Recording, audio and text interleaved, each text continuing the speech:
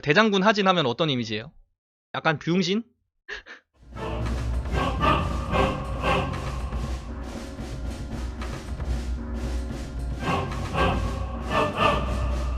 하진 선생님 이미지 어때요? 대장군 하진 하면 어떤 이미지예요? 소고기 양고기 자르던 이제 백정 그러니까 정육점 아저씨 출신이다 뭐 이런 거는 알려져 있어요. 이 사람 이미지를 보려면은 코에이 삼국지 게임을 보면은 딱 알 수 있어요. 하진의 그 능력치가 이렇게 개판이 나 있는데 약간 비용신? 여동생 빨로 관직 받아서 올라온 바지사장. 딱 바지사장. 그 말이 맞아요. 바지사장. 야, 그냥 얘 바지사장 아니야 이런 이미지인데 사실 그 정도 사람이 아니야. 당시 환관들 입장에서는 우리의 이제 대리자가 돼서 지방에 있는 사족들이랑 연계를 해가지고 얘네들 다독여가지고 지방에 있는 애들이 다시 중앙 말을 듣게 해줄 우리들의 대리인으로 선택받은 사람이에요. 이 사람도 대단한 사람인 거라고요. 그래서 대장군이란 자리를 받고 그렇게 됐다는 거예요. 일단 우리가 저거를 알아야겠죠. 왜 이 탕류파가 하진을 우리들의 대리인으로 내세웠느냐. 왜냐면은 후한서 하진 열전을 보면은 영재에게 총애를 받은 여동생 덕분에 이제 낭중에 제수돼서 뭐 호분 중랑장이 되고 뭐 영천태수가 되고 이런 식으로 돼 있는데 본래 백정 집안의 출신이었고 뭐 애초에 중앙에 있던 사람이 아니잖아. 그러니까 백정 출신에다가 이제 낭중에 제수돼서 뭐 호분 중랑장이 되고 뭐 영천태수가 되려면 어떻게 했을까? 당연히 환관들한테 뇌물 바치고 올라간 사람이에요. 환관들 입장에서는 우리가 뇌물 받아가지고 키워준 애인 거야. 일단 우리들의 따까리인 거지. 어떻게 보면은. 그러니까 얘를 내세우면은 약간 우리의 대리인이 될 것이다. 우리 맘대로 조종할 만한 인물이다. 그러면서도 이 사람이 중간중간에 막 그런 일을 해요. 왕윤 알죠? 네, 후한 말의 사도. 동탁 때려잡은 그 양반 있죠. 그 양반이 환관 중에 한 명이 뭐 황건적이랑 내통했다 이런 거를 증거를 잡아가지고 탄핵을 해요. 탄핵을 하면 어떻게 되겠어? 십상시 얘네들이 가만히 있을까? 얘 봐라 이놈 좀 너 많이 컸다 이러면서 바로 그냥 대갈통 깨버리겠죠. 그러니까 왕윤이 탄핵을 했다가 이제 대갈통이 깨져버렸어요. 대갈통이 깨져버리고 감옥으로 보내버리고 죽여 살려 이랬는데 하진이 그때 아이고 형님들 이거 이 친구가 잘 봐주시면은 이러면서 하진이 왕윤을 약간 커버를 쳐주고 약간 실드를 쳐주고 그런 식의 역할을 했다는 거예요. 그러니까 환관들의 따까리 역할을 하고는 있는데 은근히 중간에 약간 청류파 애들을 조금씩 챙겨주는 거야. 그러니까 청류라고 하는 이제 지방에 내려가 있는 신진 사대부들 얘네 입장에서도 그래도 하진 정도면은 말이 통할 만한 사람이지. 그러니까 청류파 애들이랑도 어느 정도 끈이 다 있는 사람인 거예요. 그래서 탕류파가 하진을 우리들의 대리인 할 만한 인물이다. 그래서 대장군이 되고 이 사람이 실제로 그래서 황건적의 난을 잘 진압을 합니다. 잘 진압을 하고 청류파의 거두, 원소 이 두 사람이 딱 손을 잡게 된 거죠. 당시에 원소가 또 대단해요. 원소가 그러니까 청류파의 대장 이미지인데 이 사람이 왜 그 정도의 이미지까지 올라왔고 이 사람이 얼마나 대단한 사람인지 그거를 알아야겠죠. 원소의 집안이 4대가 30이다 이랬잖아요. 30이 그러니까 조선을 치면 영의정, 뭐 좌의정, 우의정이다. 이런 거는 뭐 쉽죠. 4대 30의 집안인데 얘는 서자예요. 원소의 어머니는 그 노비예요. 노비인데 근데 어떻게 이게 이미지가 됐냐면은 이 친구가 저거를 한 거예요. 호적상의 어머니. 그분을 위한 3년상을 치른 거예요. 당시에 그 3년상을 치러야지 뭐 비로소 진정한 예를 다했다라고는 하는데 근데 사람들이 3년상을 치룰까요? 잘 안 치러요 솔직히. 3년상을 치러라는 FM인 거고 다들 3년상 안 치른다고. 한 3개월 치르다 뭐 치르니 마느니 하다가 말고 그러는데 원소는 진짜 3년상을 치른 거예요. 그러니까 일단 그거부터 대단한 거죠. 그 잘 나가는 원씨 집안의 서자가 정모를 위해서 3년상을 치른댄다. 3년상을 치르는 것만 해도 대단한데 자기 아버지가 죽었던 거 3년상을 내가 안 치렀다. 내가 아버지 3년상까지 같이 치르겠다 이러면서 갑자기 3년상을 치르다가 내가 6년을 상을 치르겠다 이러버리는 거야. 당시에 그 유학에 매달려서 죽고 사는 사대부들 입장에서는 이제 띠용하는 거지. 야 나도 안 하는 3년상을 저 친구는 6년을 한다더라. 그러니까 요즘으로 치면은 뭐 대통령 아들이 해병대 갔다 와서 야 내가 해병대 갔다 와 보니까 이거 할만한 것 같다 이러면서 특전사를 또 간 거야. 한군도 한 거야. 이게 대형 스타가 될 수밖에 없는 거지. 6년상을 딱 치러버리니까 원소는 엄청난 스타가 돼버렸고 당대 사대부다라고 부르는 애들 사이에서 원소를 모르면은 그러니까 간첩이야. 원소가 그 정도로 그냥 당대 최대의 인기인. 여기서 우리가 알아볼 수 있는 거는 원소라는 사람도 얼마나 대단한 사람인지도 여기서 알 수 있어요. 이미지 장사한 거예요. 나는 이제 아무리 명문가의 아들로 태어났는데 나는 지금 서자인데 그래서 이 상황에서 어떻게 해야 돼? 6년상 그러니까 목숨 걸고 하는 거거든요. 그러니까 3년상이 그러니까 고기도 안 먹고 이거 하려면은 그러니까 죽어 나간단 말이야. 3년상을 치르던 효자가 죽어서 이제 줄초상이 나가지고 뭐 이런 식의 얘기들이 많은데 얘는 이제 목숨을 걸고 6년상을 때린 거지. 그리고 원소의 일생을 이제 이제 제가 계속 원소 얘기를 하겠죠. 아무래도 원소는 저는 한마디로 말씀을 드리자면은 이미지 정치인, 이미지 메이킹의 대가가 바로 원소인데, 이제 어떻게 보면 이제 커리어의 시작부터 엄청난 이미지를 만들어버려. 그래서 당대의 청류파의 거물인 원소가 탕류파 입장에서 자기들이 대리인으로 내세워서 대장군이란 자리를 주면서까지 황건적의 난을 진압시킨 하진이 황건적의 난을 진압하는 과정에 둘이 만나서 얘기를 할 수밖에 없잖아. 어떻게 보면 지방 호족들의 어떻게 보면 대표인이 원소인데, 그 신진 사대부의 대장이 원소인데, 원소의 목적은 뭐였을까요? 청류파의 대장이잖아 내가. 그럼 뭘 해야 될까요? 당고의 금을 일으켰던 이 십상시들 다 모가지 내가 자른다. 이게 목표가 돼버렸고, 하진 입장에서도 그동안 따까리 노릇 얼마나 많이 했어. 이제는 나도 대장군도 됐고, 아 이제는 내가 한번 대장이 돼보자. 그러니까 이 사이 두 사람이 이제 짝짝꿍이 맞아버린 거예요. 이렇게 저 황관들의 어떻게 대갈통을 다 깨버리고 권력을 잡아봅시다. 이 상황에서 영재가 죽습니다. 그래서 이제 영재의 후계자를 누구로 세우느냐, 두 가지 경우의 수가 있죠. 이제 유변, 유협. 유변의 어머니는 하진의 여동생 하태우. 유협을 맡은 사람이 이제 십상시랑 좀 친했던 건석이라는 친구가 있어. 참고로 건석의 당시에 그 직위가 굉장히 높은 사람인데, 이게 소위 말하는 그 서원 팔교위라는 거 있잖아요. 서원 팔교위는 영재가 만든 관직이고, 당시에 그러니까 약간 그런 거라고 생각을 하면 돼요. 황건적에다가 이렇게 난이 일어났으니까 그냥 갑자기 그냥 비상대책위원회 뭐 이런 식으로 만든 게 서원 팔교위라는 거예요. 이 서원 팔교위의 대장으로 건석을 앉힌 거예요.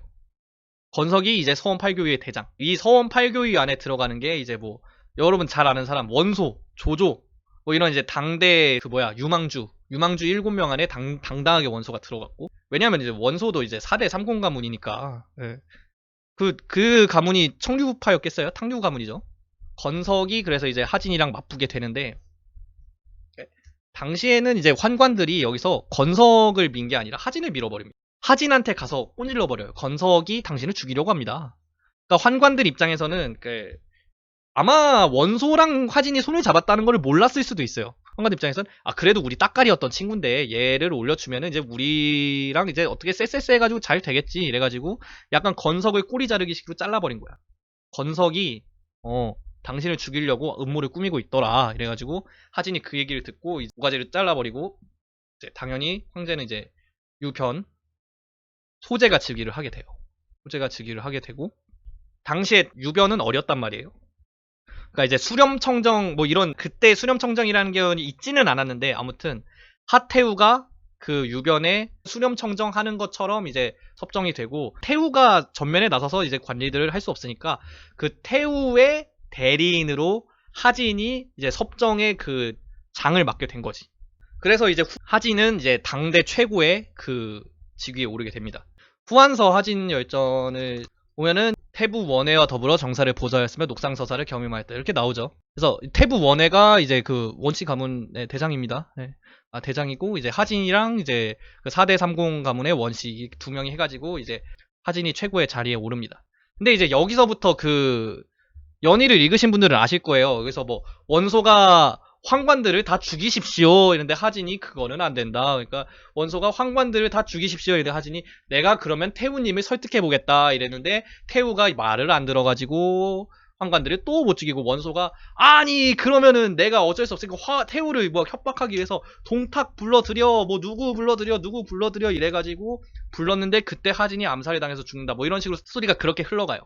그래서 우리는 여기서 보통 일반적으로 어떤 식으로 해석을 하냐면, 하진 이 양반이 엄청 우유부단해가지고 그 원소의 말을 안 들어가지고 그냥 이를 다 말아먹었다 뭐 이런 식으로 이제 생각들을 하잖아요. 근데 하진 입장에서는 그게 우유부단해서 그랬다? 그런 거는 아니라는 거예요. 하태우를 무시하고 하진이 혼자 십상시들 다 모가지 내가 자른다. 하진 입장에선 그럴 수가 없다고요. 왜 그럴 수가 없느냐? 하진의 위치는 하태우의 대리인이에요. 천자 바로 아래가 아니라 천자랑 하진 사이에 하태우라는 존재가 있어버렸다고. 그러니까 하태우를 무시하고 하진이 혼자 뭔가를 해버린다? 그랬다가는 하태우가 하진한테 역적 프레임을 씌워버린 순간 하진은 모가지가 잘려버리는 거예요. 그러니까 하태우가 지지를 안 해주면은 하진은 움직일 수가 없는 사람인 거고, 움직였다가는 하진 입장에서는 명분이 단박에 없어지는 거예요.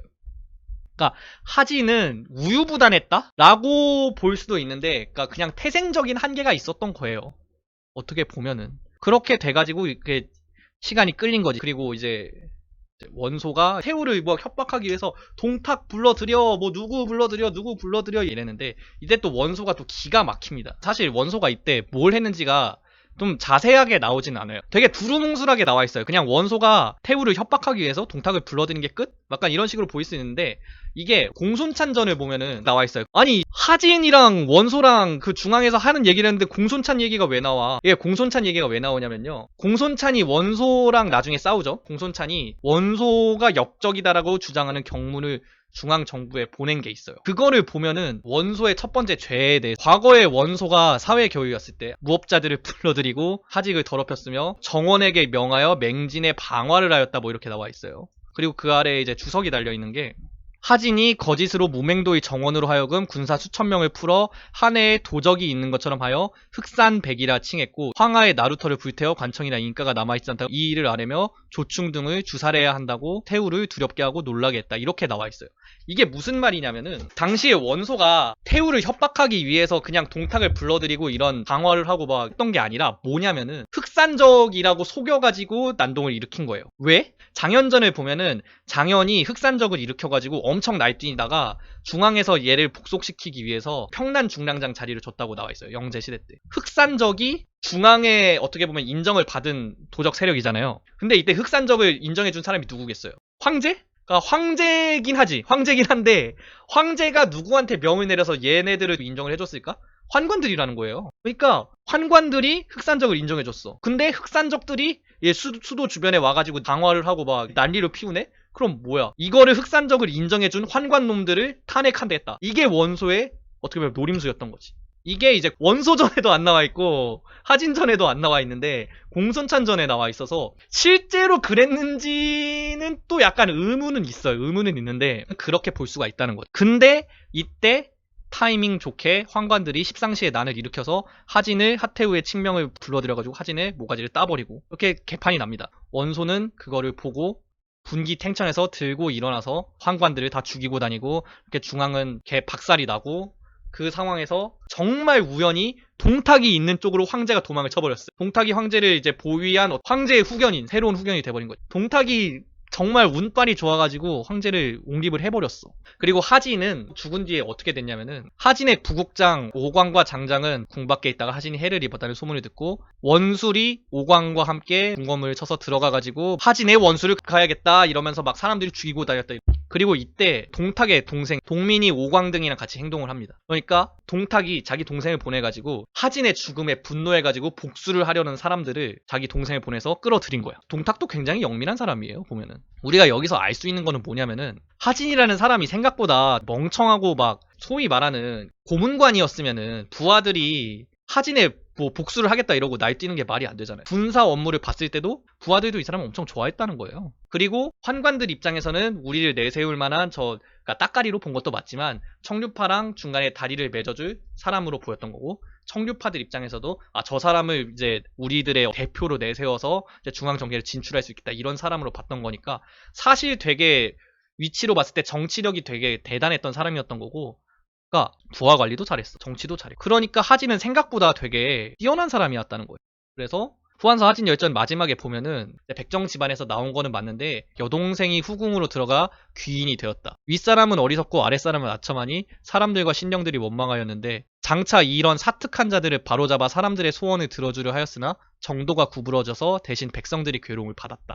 그러니까 이 사람은 어느 정도 당시에 난세를 헤쳐나갈 의지가 있었던 사람인데, 뜻은 괜찮았는데 운이 안 좋아가지고 죽어버려가지고 대신에 백성들만 피를 봤다. 뭐 괜찮은 사람이었는데 운이 안 좋아가지고 죽어버렸다, 이런 내용인 거지. 그래서 오늘은 하진을 위한 변명, 그러니까 이런 시간을 가져봤어. 아무튼 이렇게 돼서 원소는 기껏 열심히 자기가 탄핵 프레임을 만들어 놨더니 환관들이 하진을 죽여버려가지고 박살났고, 빡친다, 이렇게 되면 그냥 칼을 뽑을 수밖에 없다. 칼을 뽑아가지고 휘둘렀는데 하필 또 황제를 동탁이 먹어가지고 또 닥쳤던 개가 돼버립니다.